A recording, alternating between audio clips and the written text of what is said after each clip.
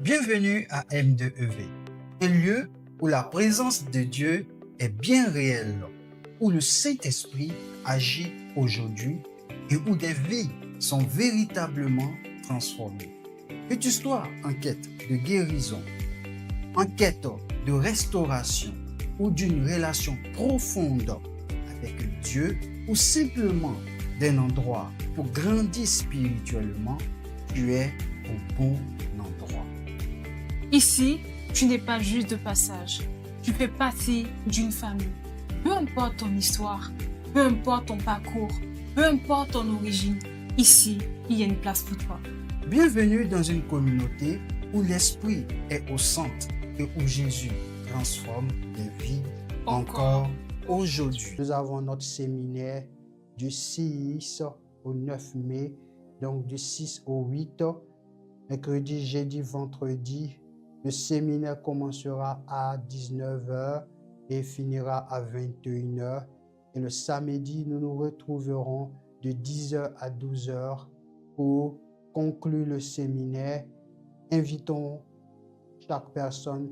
Venons nous-mêmes aussi, car à ce séminaire, nous croyons que Dieu va nous parler encore sur le thème suivant, le déploiement spirituel de la nouvelle créature en Christ Jésus.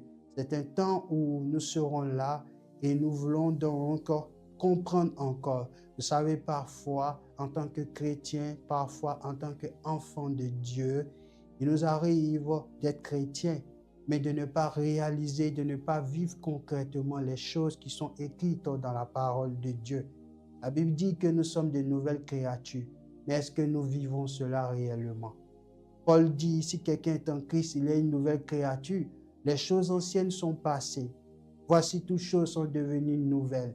Mais je te pose la question, tu connais ce verset? C'est théorique à tes yeux, mais est-ce que de manière pratique, tu le vois se manifester dans ta vie? Et j'étais, oui, à un moment donné de ma vie, écoutant la parole de Dieu, écoutant beaucoup de choses, mais ces vérités n'étaient pas encore réelles en moi. Et ce soir encore, je vais donc par ce message nous inviter, toi qui veux vraiment expérimenter ces réalités et te déployer maintenant dans le Christ Jésus, te inviter encore, viens et invite les autres aussi. Inscrivez-vous via le QR code qui s'affiche dans quelques secondes devant vous. Inscrivez-vous et vous verrez donc la gloire de Dieu se manifester à ce séminaire. Donc, n'oublions pas, le 6, le 7 et le 8 mai de 19h à 21h en ligne sur Zoom et ensuite le samedi de 10h à 12h pour finaliser ce thème. Que Dieu vous bénisse, que la grâce de Dieu repose sur vous.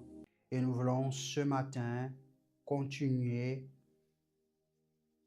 nos enseignements. Vous savez que depuis le début de cette année, par la grâce du Saint-Esprit, nous sommes petit à petit en train de développer le thème du mois, le thème de notre année, pardon, et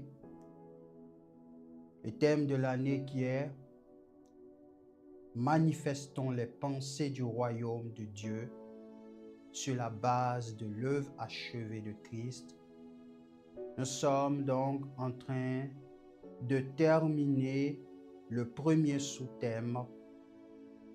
Le mois d'avril est donc le dernier mois ou le premier sous-thème de l'année où nous avons commencé à explorer et aller en profondeur sur le royaume de Dieu. Et dans ce mois d'avril, nous sommes donc en train de parler de comment vivre, d'accord?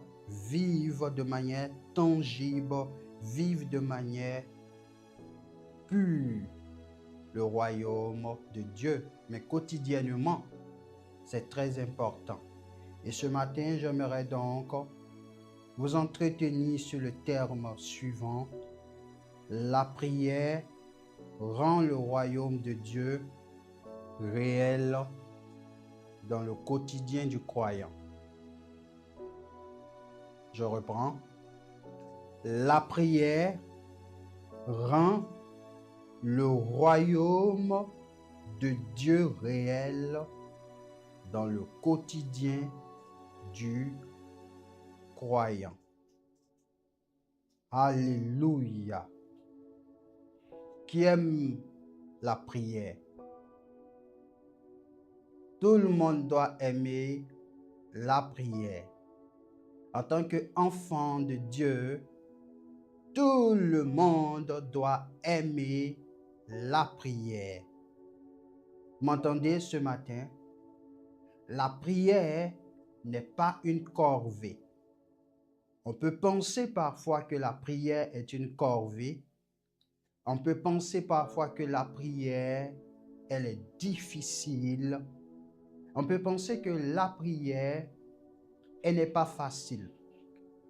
Mais si vous lisez bien les Saintes Écritures, nous avons toute la vérité de Dieu qui est révélée dans la parole de Dieu, qui nous enseigne sur la prière.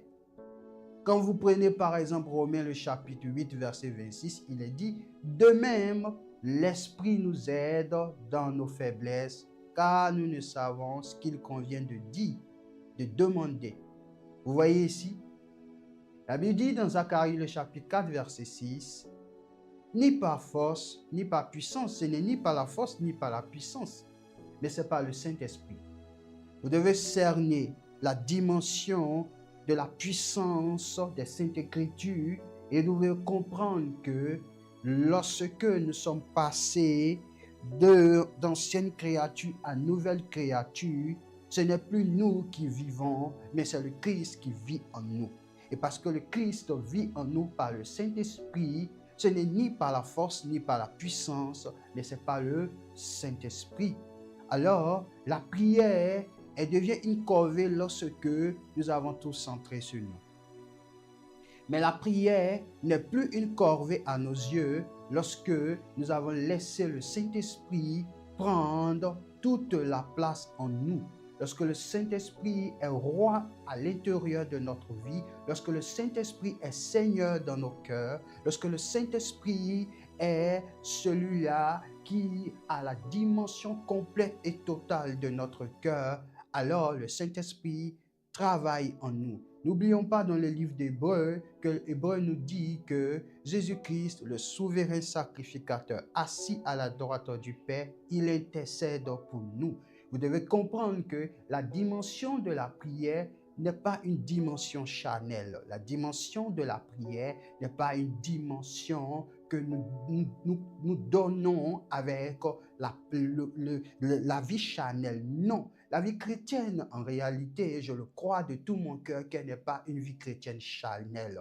Parce que pour servir Dieu, pour faire l'œuvre de Dieu, pour communiquer avec Dieu, pour échanger avec Dieu, pour parler avec Dieu, Dieu nous donne sa capacité. Dieu nous donne sa nature pour pouvoir échanger avec lui. Voici pourquoi, oui, toute personne qui peut penser que les œuvres de Dieu, accomplir les œuvres de Dieu sont difficiles, sont compliquées, bien évidemment, je suis d'accord avec vous si vous le dites, parce que vous prenez cela sous la dimension charnelle. Vous prenez cela sous la dimension humaine. Mais tout ce qui est écrit dans la parole de Dieu, oui, est appuyé par l'onction du Saint-Esprit. Et lorsque l'onction du Saint-Esprit nous touche, lorsque l'onction du Saint-Esprit nous remplit, lorsque l'onction du Saint-Esprit est en nous, nous accomplissons l'œuvre de Dieu par la puissance de sa grâce.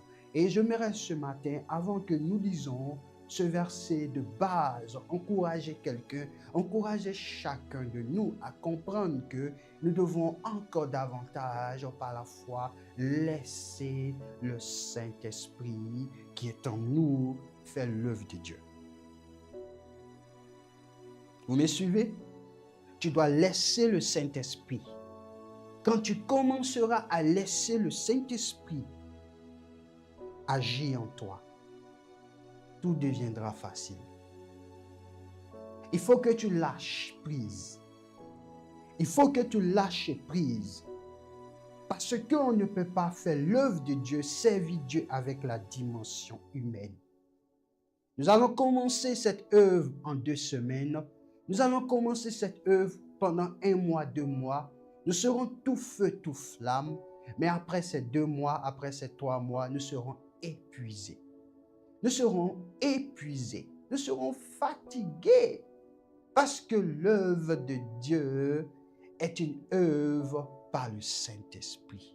Jésus, il est dit dans Actes chapitre 1, verset 8, « Mais vous recevrez une puissance, le Saint-Esprit survenant sur vous, et quoi? Vous serez mes témoins. » Jésus n'a pas voulu laisser les disciples commencer la mission sans être remplis du Saint-Esprit. Parce qu'en commençant la mission, ils seraient donc confrontés à des épreuves, à des difficultés. Ils seront confrontés à la mort, ils seront confrontés à des menaces. Ils seront confrontés à beaucoup d'épreuves. Et notre pèlerinage sur terre n'est pas un pèlerinage qui sera certainement facile. Il y aura des épreuves, il y aura des difficultés, il y aura des obstacles, il y aura des problèmes, il y aura des montagnes, il y aura des circonstances qui vont se présenter à nous. Mais nous ne pourrons pas résoudre ces circonstances avec la nature humaine. C'est pourquoi Jésus dit, attendez mes disciples, attendez Pierre, attendez Jacques. Je sais qu'il y a des choses que vous devez accomplir, mais avec vos cœurs, vos pensées naturelles, lorsque la pression commencera, lorsque l'oppression commencera, vous risquez de pouvoir abandonner. Mais attendez, allez à Jérusalem, restez dans la chambre haute, patientez, restez là et continuez de prier, continuez de prier. Et la Bible nous enseigne dans Actes chapitre 2 que le jour de la Pentecôte, oui, tout à coup, il lui quoi? Il lui eut un bruit, il lui eut quelque chose d'extraordinaire, de magnifique. Le Saint-Esprit va descendre ce jour-là. Et Maya Kotorosh Kintala, l'Esprit de Dieu va descendre sur ces hommes-là, qui étaient des hommes faibles, simples, remplis. Ils vont commencer à parler des langues qu'ils n'ont jamais parlé, sous l'onction de l'Esprit, sous la puissance du Saint-Esprit, sous l'autorité de mon Dieu et de mon roi. Le Saint-Esprit va les saisir. Et quand le Saint-Esprit commence à vous saisir, vous n'êtes plus maître de vous. Voici pourquoi l'apôtre Paul, lorsque Paul a commencé à être saisi par le Saint-Esprit, il dit, je suis lié, lié. Est-ce que vous me comprenez? Est-ce que vous comprenez cette pensée? Est-ce que vous cernez cette pensée? Lorsque vous êtes cerné, vous êtes marqué du sceau de Dieu, vous appartenez à Dieu. Vous êtes dans une position où vous êtes soumis à lui. Et votre volonté, même si elle veut parfois prendre le relais, l'humilité qui a été manifestée en vous par la puissance du Saint-Esprit vous donne la capacité de vous soumettre. Et ces apôtres vont donc faire quoi? Ils vont donc être remplis de l'Esprit. Et c'est là maintenant, Dieu va dire maintenant la mission commence. L'œuvre commence maintenant. Allez-y, commencez à enseigner, commencez à prêcher, commencez à pouvoir parler de Dieu, servez Dieu. La force que vous aurez viendra de ce que le Saint-Esprit est en vous. N'avez-vous pas compris que lorsque vous servez Dieu, vous ne comptez pas sur vos propres forces, vous ferez des choses extraordinaires par l'onction du Saint-Esprit. La Bible dit, il nous donne au-delà de ce que nous pouvons penser ou imaginer. C'est pour cela ce matin, je veux encourager encore chacun à comprendre que le service de Dieu est ni par force ni par puissance. Et la vie de prière, elle rend le royaume de Dieu réel dans le quotidien du croyant. Mais ce matin, j'aimerais vous emmener à comprendre quelque chose de puissant qui m'a béni encore sur la prière. Lisons ensemble 1 Thessaloniciens, le chapitre 5, à partir du verset 17. 1 Thessaloniciens 5, verset 17. Le verset est tout court, n'est-ce pas? Il est dit, priez sans cesse. Que la technique affiche la parole vivante. Dans la parole vivante, qu'est-ce qu'il est dit? Que votre vie de prière ne se relâche pas.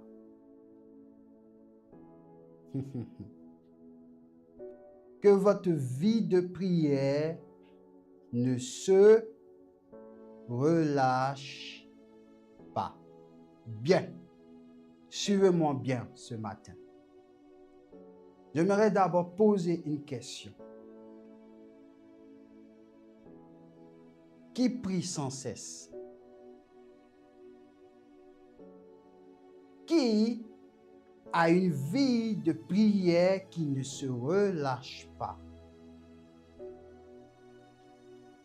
Ce verset a été parfois mal interprété. Et c'est pour cela que nous demandons toujours la grâce de Dieu pour nous éclairer, pour nous illuminer par le Saint-Esprit. Osée 4, verset 6, mon peuple dit, mon peuple périt faute de connaissance. Et nous devons chaque fois, à chaque parole de Dieu, réfléchir. Mais pourquoi ça a été dit?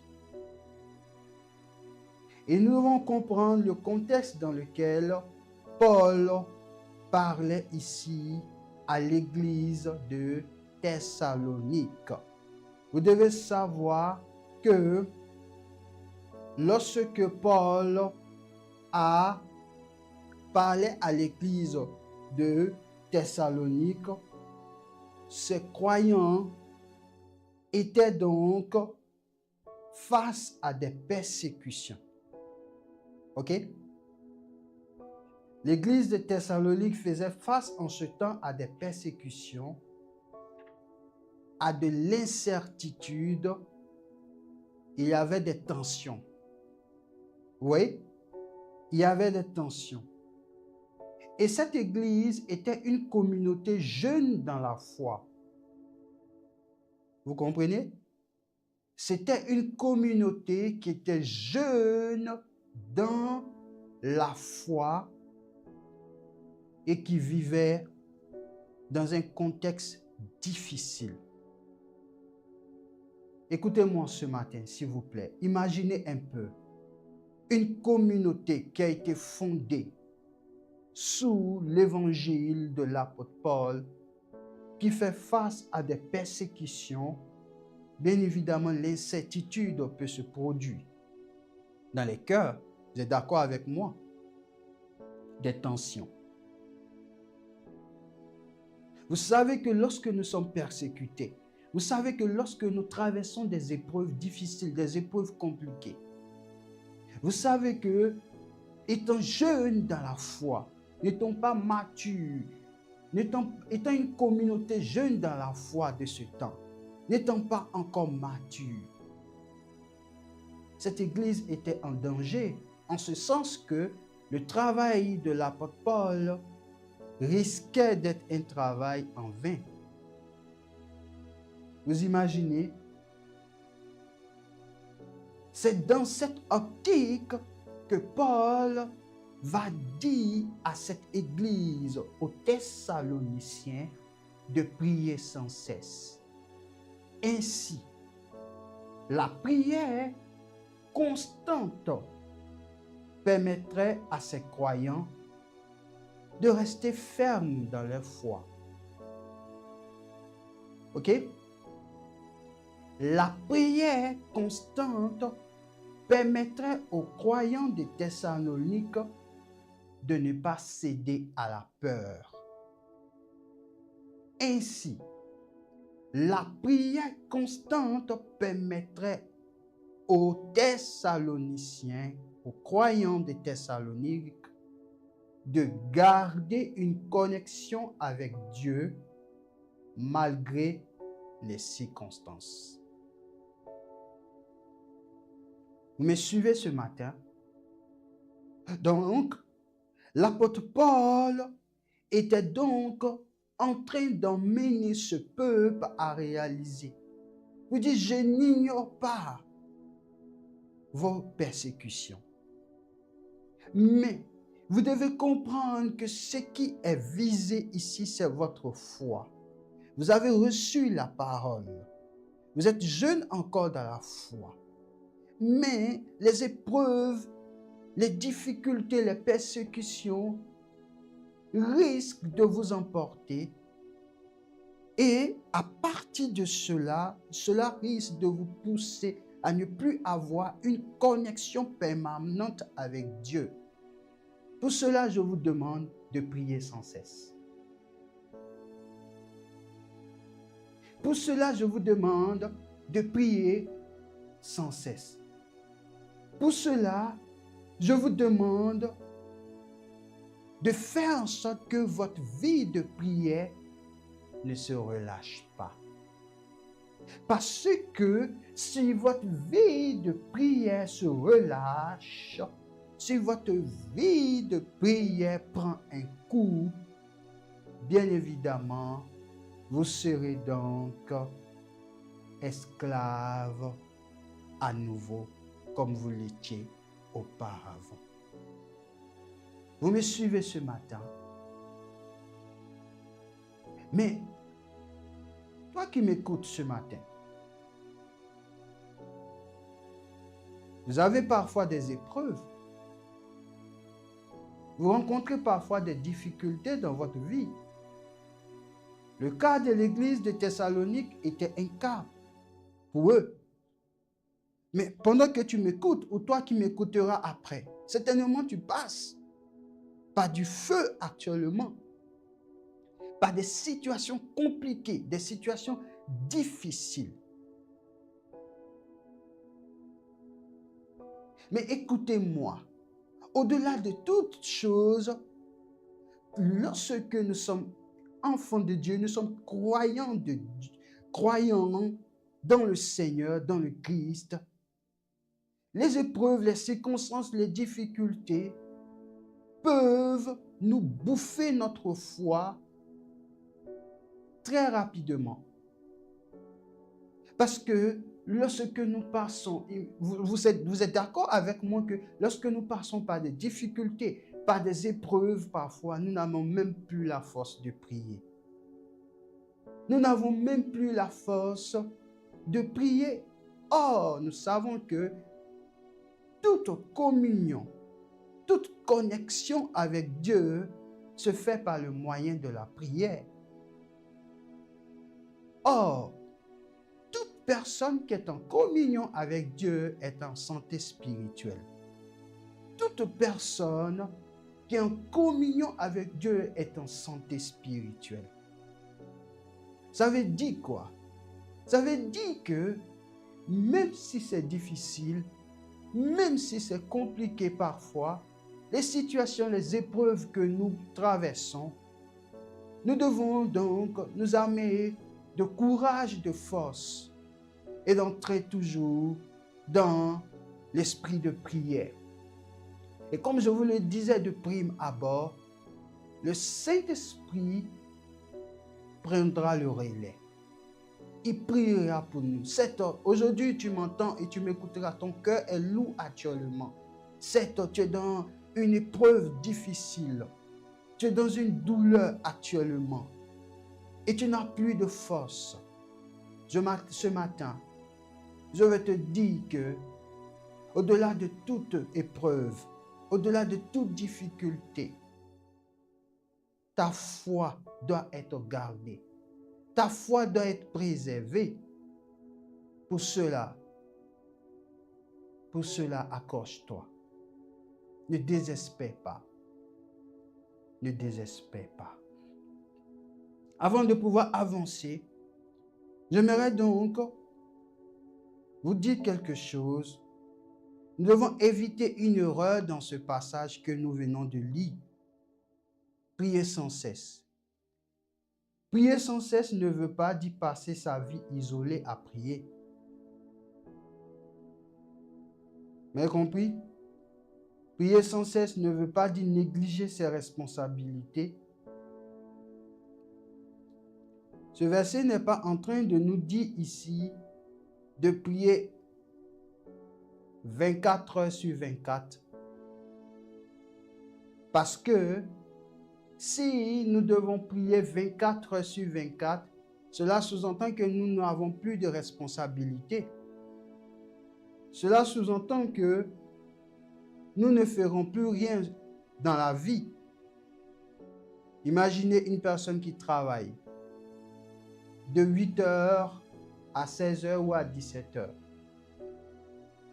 Si elle a mal compris ce passage, cela veut dire qu'elle abandonne son travail. Et quand elle se réveille à 24 heures, elle commence à prier à 24 heures, 1 heure, 2 heures, jusqu'à 24 heures encore, ainsi de suite. Non. C'est parce que Paul veut nous enseigner ici. Donc, ce verset ne veut pas dire passer sa vie isolée à prier, négliger ses responsabilités et répéter des formules mécaniques. Mais qu'est-ce que ce verset ici nous invite à comprendre? Ce verset nous invite tout simplement à intégrer Dieu dans toute notre vie quotidienne. Vous allez comprendre ce que je veux dire par là tout à l'heure. Ce verset nous invite à intégrer Dieu dans toute notre vie quotidienne. C'est puissant ce verset de l'apôtre Paul. Priez sans cesse. Ce verset nous invite à intégrer Dieu dans toute notre vie quotidienne. Ok? Ce qui nous gêne dans ce verset, quand nous lisons de manière superficielle, c'est l'expression sans cesse. N'est-ce pas? C'est ça qui nous gêne. Parce que Paul pouvait le dire simplement, prier. Mais il dit sans cesse. Et lorsque nous réfléchissons dans le français, nous disons que, mais dans ce cas, on n'aura pas de vie. Mais nous devons analyser le sens de cette expression sans cesse. Dans le grec, qu'est-ce qu'il dit? Le mot grec utilisé est adialeptos. Adialeptos. Ça ne signifie pas prier 24 heures sur 24 de manière ininterrompue. Ok? C'est pas ce que ça veut dire, l'expression sans cesse. Mais, qu'est-ce que cette expression dans le grec veut dire réellement? Cette expression signifie une constance. Ok? Une régularité,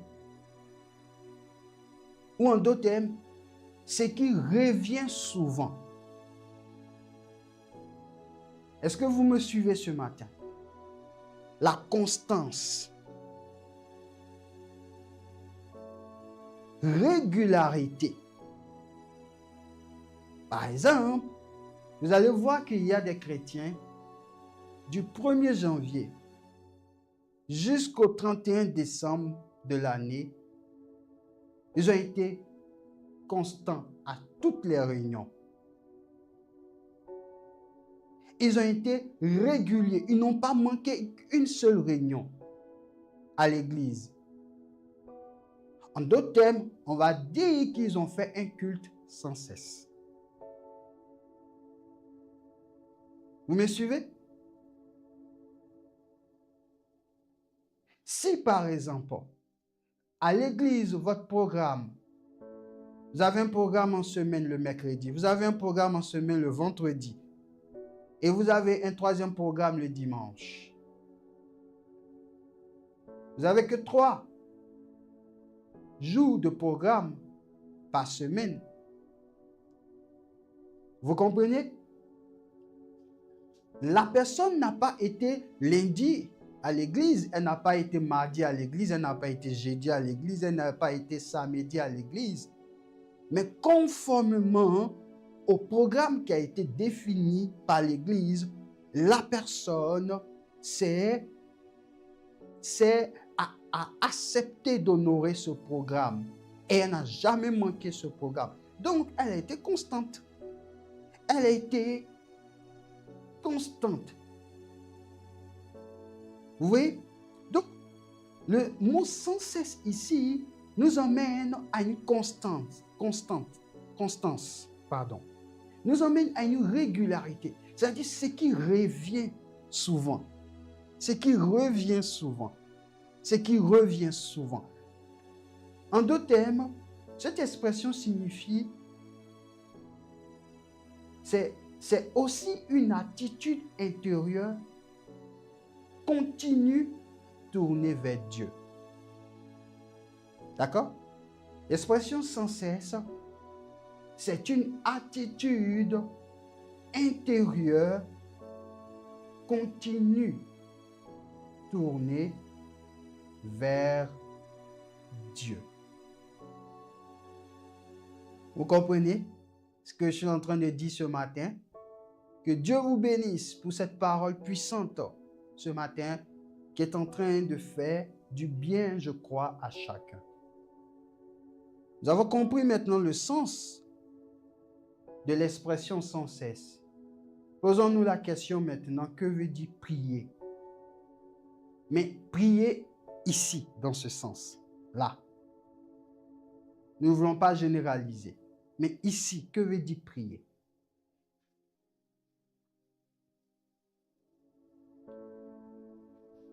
Dans ce passage, l'apôtre Paul nous emmène à comprendre ici que la prière, ne se limite pas simplement à,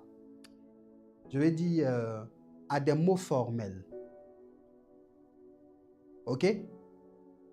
La prière ne se limite pas à des mots formels, d'accord?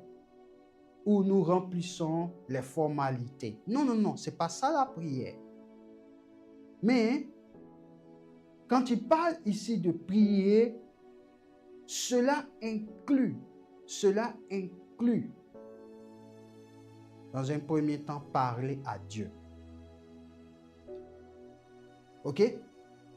Parler à Dieu.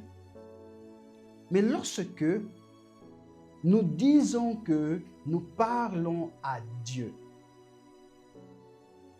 vous savez, parler à Dieu inclut quoi? Parler à Dieu inclut la louange. Parler à Dieu inclut la confession. Parler à Dieu inclut les demandes. Et je vous enseignais il y a quelque temps de cela en disant que la vie chrétienne commence par la reconnaissance, pas par la demande. Donc, parler à Dieu, la prière inclut parler à Dieu.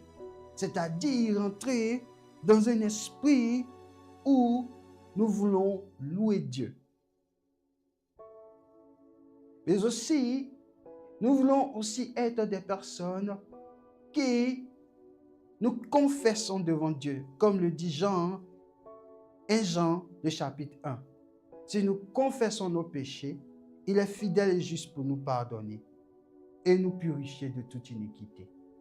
Mais n'oublions pas aussi que Paul dit dans Philippiens 4, verset 6, « Ne vous inquiétez de rien, mais en toute chose, faites connaître vos besoins. » Vous voyez que la parole de Dieu, elle est équilibrée. Donc, parler à Dieu, c'est prier. Mais on prie comment?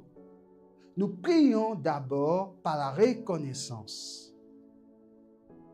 Nous louons Dieu, nous chantons Dieu, nous le glorifions.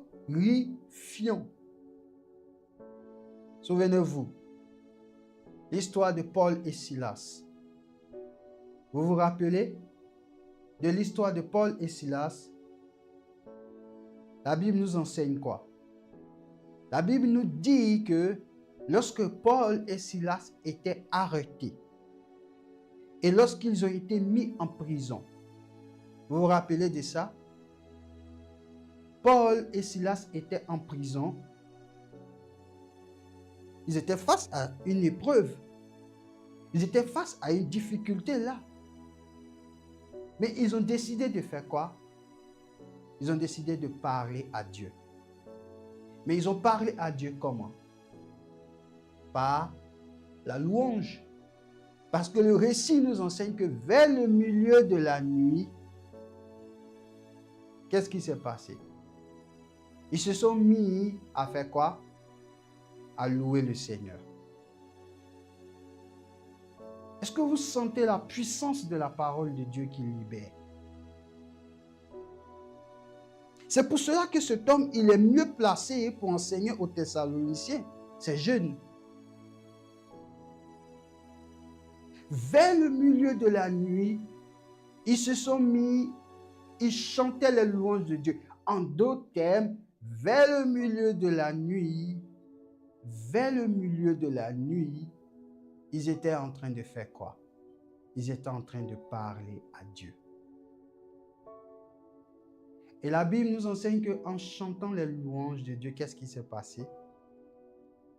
Il y a eu quelque chose de puissant qui s'est passé dans la prison. Vous savez ce qui s'est passé? Le geôlier, il a été sauvé, lui et sa famille. Donc la prière inclut parler à Dieu. La prière aussi inclut rester conscient de la présence de Dieu. Oui. Et là, je demande la grâce de Dieu pour toutes nos vies. D'accord? Je demande la grâce de Dieu pour toutes nos vies. S'il vous plaît. Lorsque nous sommes en prière ou nous rentrons dans un esprit de prière, si nous n'avons pas la révélation, si nous n'avons pas cette conscience de la présence de Dieu, ce n'est pas bon. La Bible dit dans Matthieu le chapitre 18, je crois verset 20, là où 2 ou 3 sont assemblés en mon nom, je suis présent. C'est pour cela que quand vous servez Dieu, vous ne devez pas tenir compte du nombre, mais vous devez tenir compte de la présence de Dieu.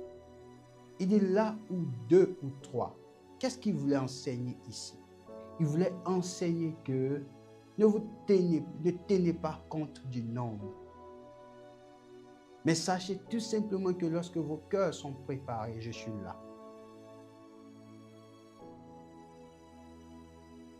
Donc, prier sans cesse, prier, ça inclut d'être conscient de la présence de Dieu. C'est lorsque nous sommes conscients de la présence de Dieu que la gloire de Dieu commence à se faire ressentir. Mais si nous prions sans être conscients que Dieu est là, déjà c'est un problème de foi. Or, la Bible dit dans Hébreu qu'il est impossible d'être agréable à Dieu si nous n'avons pas la foi. Or, la foi nous permet d'être conscients de la présence de Dieu. Nous devons revoir et évaluer nos vies et nous devons nous demander quand nous prions, est-ce que nous sommes conscients qu'il est présent? La prière inclut aussi qu'il faut dépendre de Dieu dans chaque situation. Il faut donc dépendre de Dieu dans chaque situation. Ça veut dire quoi? Ça veut dire que dans les situations ou dans les épreuves que nous pouvons rencontrer, nos prières ne doivent pas être des prières agitées.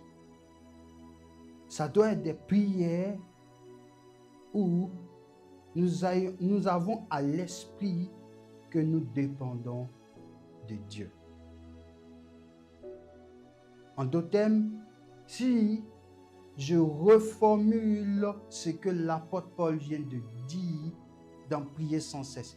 Je vous ai dit sans cesse, c'est une constance, c'est une régularité. Et je vous ai dit que prier inclut donc parler à Dieu. Et ce que nous venons de voir. Donc si nous reformulons, prier sans cesse, c'est vivre en relation constante avec Dieu. D'accord? C'est vivre en relation constante avec Dieu, pas seulement à des moments précis.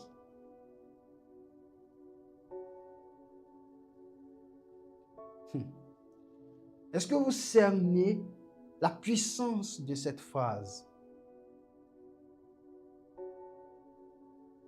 Est-ce que vous cernez la puissance de cette phrase?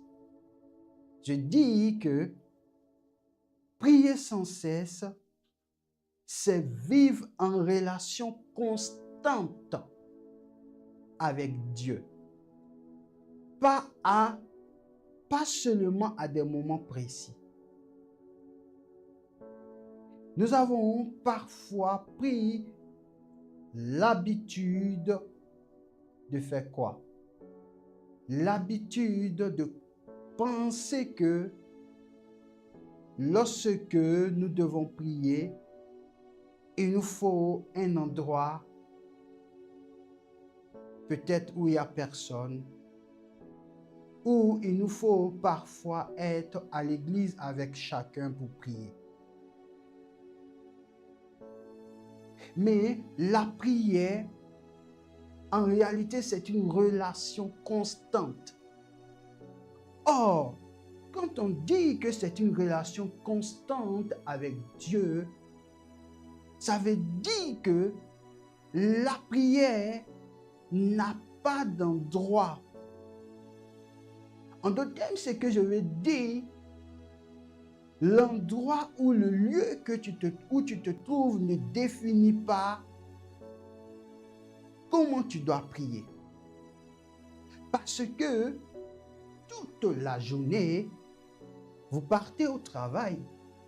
Toute la journée, vous vaquez à vos occupations. Imaginez-vous si c'est votre chambre qui est le seul endroit où vous priez avec Dieu. Si vous quittez la chambre à 6 heures et que vous devez regagner la chambre à 24 heures, vous n'êtes plus en relation constante avec Dieu.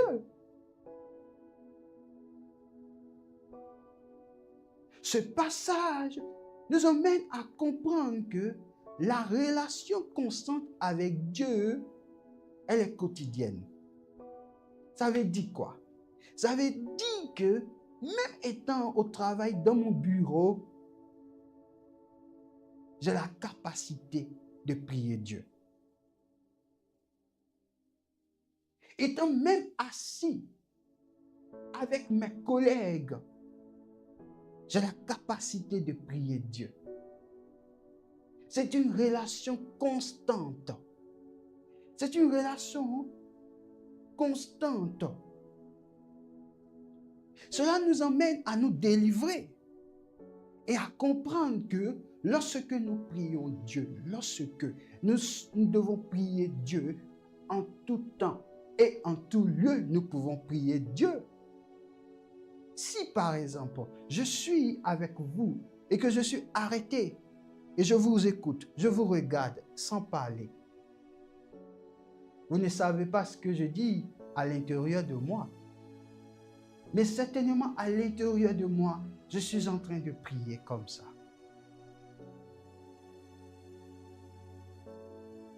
Ça change les choses. Nous n'attendons pas pour être bien. Nous n'attendons pas pour être dans une position exacte avant de pouvoir dire que nous allons prier maintenant. À tout moment, nous avons la capacité de parler à Dieu. Et je vais en venir à une application spirituelle tout à l'heure. Mais nous devons comprendre que la prière est une attitude plus qu'un acte. Notez cette expression. La prière est une attitude plus qu'un acte. Oui, c'est une attitude plus qu'un acte. C'est une attitude intérieure. Elle est plus qu'un acte. Parce qu'il peut nous arriver parfois de pouvoir donc compter sur ce qui est extérieur. Sur l'acte. Mais elle est une attitude plus qu'un acte. Quand nous arrivons à cerner donc la pensée de Paul, ce que Paul nous emmène à comprendre, nous comprenons que la prière devient, pour le croyant, un réflexe. N'est-ce pas? Elle devient un réflexe. La prière devient une posture de cœur. Est-ce que vous me comprenez? C'est ça.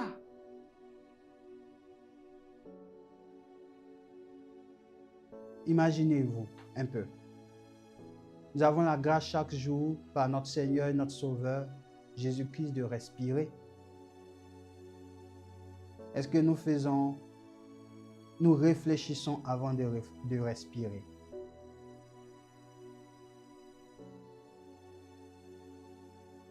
C'est quelque chose qui se fait. Et c'est comme ça la prière. Elle est un réflexe. C'est une manière de penser. C'est une posture de cœur.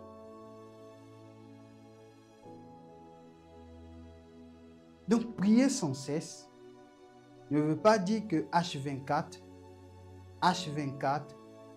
nous sommes donc isolés des autres, nous sommes isolés de nos responsabilités et nous sommes en train de pouvoir prier. Humainement, ce n'est pas possible. Mais si nous arrivons à cerner par révélation que c'est une relation constante avec Dieu et à tout moment et en tout lieu, nous devons le faire. Nous comprenons que parler à Dieu est important chaque jour. Passons à une application quotidienne de ce verset dans notre vie. Quand on dit prier sans cesse, toute notre journée, dans notre quotidien, même si nous sommes dans les activités, nous sommes dans les charges, etc.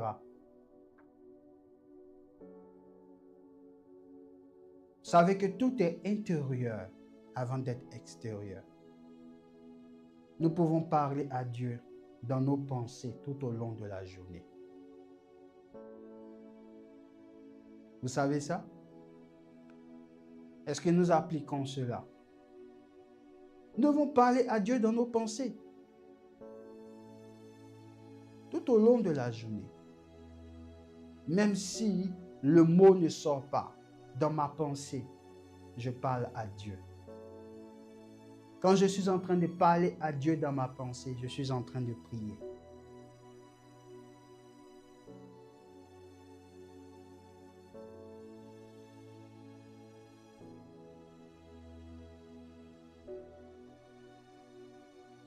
Nous devons aussi quotidiennement nous rappeler régulièrement de la présence de Dieu. Parce que parfois, il nous arrive quotidiennement parfois de pouvoir vivre, de pouvoir marquer notre journée sans être conscient au final de la présence de Dieu, sans être conscient au final que Dieu est présent. Et nous pensons parfois que Dieu est présent lorsque nous sommes à l'église dans nos temps de prière. Nous pensons que Dieu est présent lorsque il arrive maintenant que nous prenons notre temps pour vivre notre Bible. Nous pensons que Dieu est présent. C'est pour cela que parfois, lorsque nous nous mettons dans un temps de prière, dans un temps de méditation, nous disons, Seigneur, viens, que ta présence soit là. Mais est-ce que nous réalisons qu'en tant qu'enfant de Dieu, la Bible dit, le Saint-Esprit est en vous. Si le Saint-Esprit est en vous, ça veut dire que Dieu est présent en vous. Dieu est là continuellement. Dieu est là continuellement. Dieu est présent continuellement. Si Dieu est présent continuellement, cela veut dire que même si je suis assis dans le train, même si je suis assis dans le bus, même si je suis dans un avion, même si je suis sur une bicyclette, même si je suis dans un restaurant, même si je suis dans un bureau, même si je suis partout où je me trouve, Dieu est présent en moi. Et je dois être conscient de cette présence de Dieu en moi. Ça définit la puissance de la prière. Dieu est présent. Et si je suis conscient et si je me rappelle régulièrement de la présence de Dieu en moi, cela m'emmène donc à pouvoir parler à Dieu à tout moment. Nous devons parler à Dieu à tout moment. Et quand nous parlons à Dieu à tout moment, nous sommes en train de prier sans cesse. Ok? Nous sommes en train de prier sans cesse. Nous pouvons, comme application quotidienne, remercier intérieurement notre Père pour les choses qu'on peut penser petites. Oui, en journée, vous êtes là, quelque chose se passe intérieurement, vous dites, Père, je te loue, je te remercie pour cette grâce que tu viens de m'accorder. À toi la gloire, à toi l'honneur, à toi la puissance. Père, je te remercie pour cette matinée qui s'est bien passée. Je vais en pause déjeuner et bénis la seconde moitié de journée. Vous venez de parler à Dieu. Vous venez de prier comme ça. Quand vous revenez de votre pause déjeuner, Père, je te rends grâce pour cette force que tu m'accordes de terminer le travail. Vous êtes en train de prier sans cesse. Vous êtes en train de prier sans cesse. Vous m'entendez? Vous êtes en voyage, vous êtes dans le train. Vous pouvez être dans le train et intérieurement, dans votre cœur, vous pouvez parler à Dieu.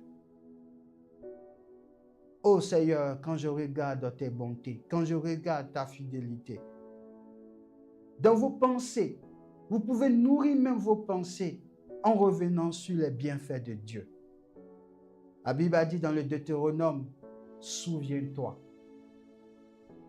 Dans vos pensées, quand vous vous souvenez de la bonté de Dieu, de ce que vous étiez et comment vous êtes sorti de ce parcours si compliqué et Dieu s'est glorifié, vous nourrissez cela dans vos pensées comme cela, pendant que tout le temps que vous êtes dans le train, vous êtes en train de prier sans cesse. Parce qu'à force de vous souvenir, vous êtes en train de bénir la bonté de Dieu. Vous êtes en train de bénir la main puissante de grâce de Dieu. Vous êtes en train de prier sans cesse. Une dernière chose, pour une application quotidienne, nous pouvons faire des coups de prière spontanés avant une décision, avant une rencontre, avant un événement. Vous êtes peut-être là et tout à coup, vous recevez par exemple une information et vous devez décisionner. Mais il faut prier d'abord. Faites une courte prière. Seigneur, qu'est-ce que je dois faire là? Vous êtes en train de prier sans cesse. Vous voyez que la prière sans cesse n'est pas cataloguée dans le fait que nous sommes dans une position, dans cette même position, H24 sur H24. Mais c'est continuel. Un événement se présente à moi, Seigneur. Cet événement veut changer ma joie, veut transformer ma joie. Mais je prie que tu renouvelles mes forces. Vous êtes en train de prier sans cesse. Est-ce que nous avons eu cette dimension de la prière sans cesse tout au long de notre quotidien, de notre journée? Oui. Parce que comment nous devons prier sans cesse? Et c'est ce que Paul était en train d'enseigner à cette jeune église dans la foi, quand il leur demandait de prier sans cesse. Parce que une église qui est en persécution, si par exemple on interdit à l'église de se rassembler et ils sont en fuite de part et d'autre, mais dans la fuite, ils doivent prier intérieurement. Ça veut dire que partout, nous sommes en communion avec notre Dieu. Et à ce niveau précis, la prière devient quoi? Elle rend le royaume de Dieu réel dans notre vie. Elle rend le royaume de Dieu tangible dans notre vie. Et elle nous donne de pouvoir être quoi? Il y a plus que vainqueur. Parce que comment nous réussissons notre journée? Parce que nous comprenons que la prière, ce n'est pas simplement de trouver un lieu forcément, un endroit pour prendre 3-4 heures de prière. Cependant, nous pouvons consacrer un jour, nous pouvons consacrer une semaine à notre Dieu pour dire, Seigneur, j'ai une semaine libre et je la consacre à toi encore pour prendre du temps avec toi dans le jeûne, dans la prière. Vous comprenez? Je veux conclure pour dire que vivre sans cesse, c'est vivre chaque instant en relation consciente avec Dieu. D'accord? Vivre sans cesse, c'est vivre chaque instant en relation consciente avec Dieu. C'est moins une obligation qu'un mode de vie spirituel. Vous voyez comment Jésus n'est pas venu pour que nous soyons dans une vie chrétienne oppressante, une vie chrétienne où nous sommes dans une obligation. Non. Mais Jésus est venu, il a accompli la loi, il a accompli les prophètes. Et Jean pouvait le dire, la loi a été donnée par Moïse, mais la grâce et la vérité sont venues par Jésus-Christ. Vous voyez comment ce texte nous délivre. Vous voyez comment cette expression nous délivre. Elle nous délivre. Elle nous délivre. C'est moins une obligation qu'un mode de vie spirituel. Que Dieu nous aide à être quotidiennement, constamment en relation avec Dieu, dans ce style de prière. Nous voulons parler à Dieu par nos louanges, par nos confessions, parler à Dieu en faisant monter nos demandes. Nous voulons aussi être conscients chaque jour de sa présence, nous rappeler régulièrement de cette présence, mais aussi nous voulons dépendre de lui dans chaque situation. Quelle que soit la situation que tu traverses, dépends de Dieu dans la prière au nom de Jésus-Christ. Prions ensemble. Nous te remercions en ce jour, notre Seigneur, notre Dieu, de nous enseigner encore, Père éternel, la prière. Comment nous devons donc prier sans cesse. Et je te remercie parce que tu as accompli la loi et les prophètes. Et tu nous as délivrés de toute oppression, de toute forme d'obligation où nous pensons que la vie chrétienne, c'est une vie chrétienne, oui, d'œuvre en fait. Oui, Paul pouvait le dire que c'est par la foi que vous êtes justifiés. Et Seigneur, ce matin encore, cette parole nous enseigne combien de fois nous sommes en fait chaque jour en relation avec toi. Nous sommes chaque jour en communion avec toi. Il nous arrive parfois de ne pas nous rappeler de ta présence en nous, avec nous. Et nous avons parfois une connotation de la prière, pensant que prier, c'est avoir des conditions réunies pour prier. Mais nous voyons comment tu nous enseignes aujourd'hui que nous devons chaque jour, quotidiennement, être en relation avec toi. Seigneur, nous pouvons parler avec toi dans nos pensées. Nous pouvons parler avec toi quand nous sommes face à une simple décision à prendre. Nous pouvons parler avec toi en te rendant louange, honneur pour Seigneur Jésus-Christ. Même quelque chose que nous pouvons trouver, oui Seigneur, de petit à nos yeux, Seigneur notre Père. Oh Seigneur, nous voulons parler dans notre cœur chaque jour régulièrement avec toi. Nous voulons t'honorer et te célébrer quotidiennement, Seigneur.